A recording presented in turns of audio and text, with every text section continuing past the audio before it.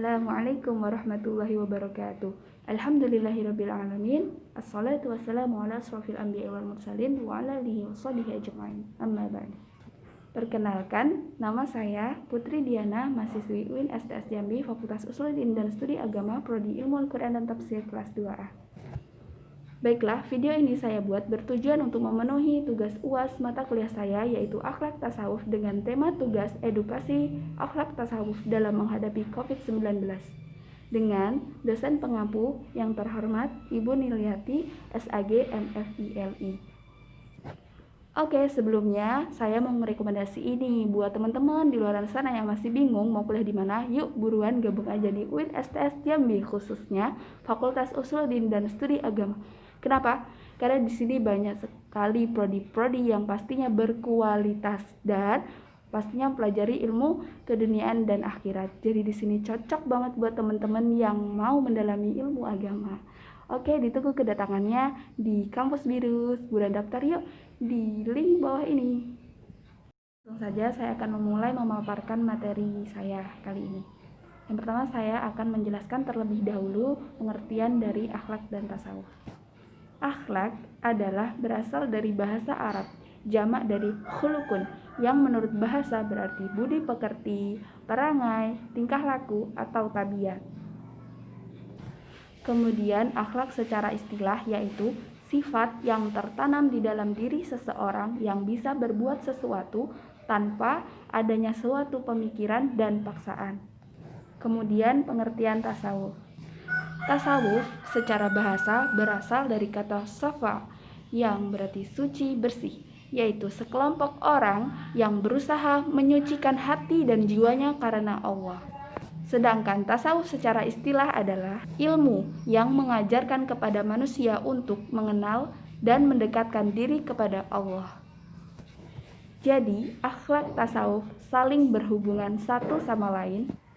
Intinya, tasawuf adalah akhlak terpuji sebagaimana tujuan utama Rasulullah SAW diutus ke dunia, yaitu untuk memperbaiki akhlak manusia menjadi akhlak yang mulia atau akhlakul karimah. Seorang yang mengamalkan tasawuf berarti secara otomatis ia berakhlak karena ia menjaga sikap dan tingkah laku agar selaras dengan apa yang diperintahkan Allah SWT. Jadi sangat perlu dan penting sekali kita mempelajari ilmu akhlak dan tasawuf. Baik, langsung saja kita masuk ke pembahasan pokok. Edukasi akhlak tasawuf dalam menghadapi COVID-19. Di dunia, khususnya Indonesia, saat ini tengah menghadapi pandemi COVID-19. Apa itu COVID-19? COVID-19 adalah suatu virus yang sangat berbahaya yang menyerang sistem pernapasan dan dapat mengakibatkan kematian. Nah, oleh karena itu, bagaimana sih kita sebagai seorang muslim dalam menghadapi pandemi ini? Di dalam tasawuf ada yang dikenal dengan ikhtiar lahir, ikhtiar batin, dan tawakal. Ikhtiar lahir yaitu usaha yang terlihat atau usaha jasmani. Kemudian ikhtiar batin adalah usaha yang kita lakukan langsung diri kita kepada Allah Subhanahu wa Ta'ala.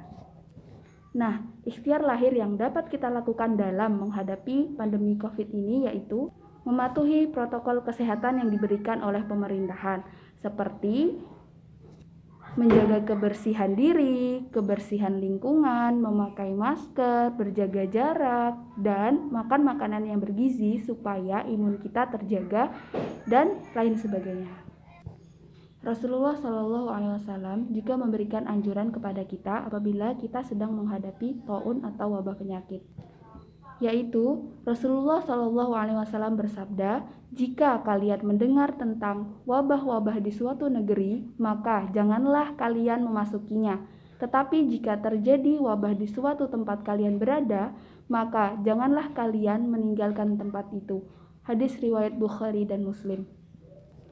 Nah, teman-teman, kita juga harus meningkatkan kepedulian kita terhadap sesama.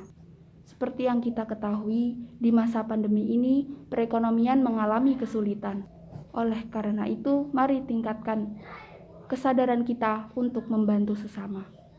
Mungkin kita berpikir kita yang memiliki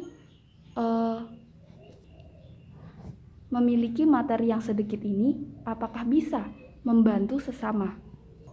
Nah, teman-teman, mungkin sesuatu yang kecil yang kita berikan kepada mereka itu sesuatu yang sangat berharga bagi mereka agar bisa menyambung kehidupannya. Jadi, soal memberi bukan tentang kemampuan, akan tetapi kemauan. Oke, lanjut. Selanjutnya ada yang dinamakan dengan ikhtiar batin, yang dapat kita lakukan yaitu dengan sholat, berdoa, dan ibadah lainnya. Yaitu misalnya kita dalam sholat, kita bukan hanya sekedar bacaan atau hanya sekedar gerak, akan tetapi kita memahami apa yang sedang kita baca tersebut. Kemudian kita berdoa kepada Allah Subhanahu wa Ta'ala, semoga dengan adanya COVID ini kita bisa lebih meningkatkan ketakwaan dan keimanan kita kepada Allah serta mendekatkan diri kepada Allah, dan semoga COVID-19 ini segera diangkat oleh Allah Subhanahu wa Ta'ala. Amin.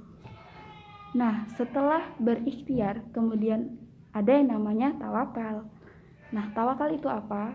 Jadi tawakal yaitu berserah diri kepada Allah, percaya bahwa musibah ini yang terbaik yang diberikan Allah kepada kita supaya kita lebih mendekatkan diri kepada Allah Subhanahu wa Ta'ala.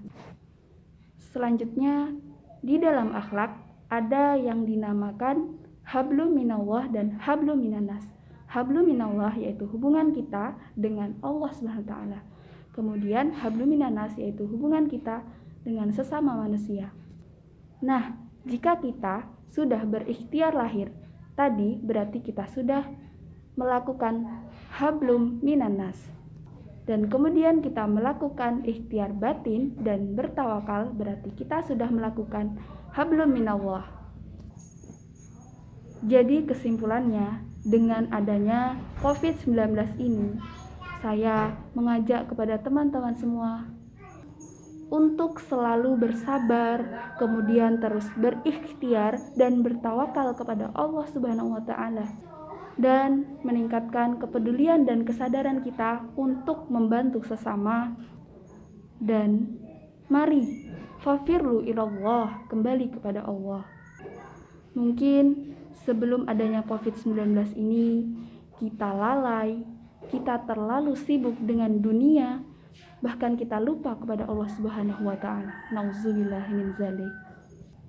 Semoga dengan adanya COVID-19 ini bisa memperbaiki diri kita, bisa lebih meningkatkan keimanan dan ketakwaan kita, terus berintrospeksi diri, dan semoga segera Allah angkat wabah penyakit ini. Amin, amin, ya rabbal alamin. Baiklah, demikian yang dapat saya sampaikan. Mohon maaf atas segala kekurangan. Saya akhiri. Khairukum man ta'allama al-Qur'an wa 'amalah. Ihdinas siratal mustaqim. Wassalamualaikum warahmatullahi wabarakatuh.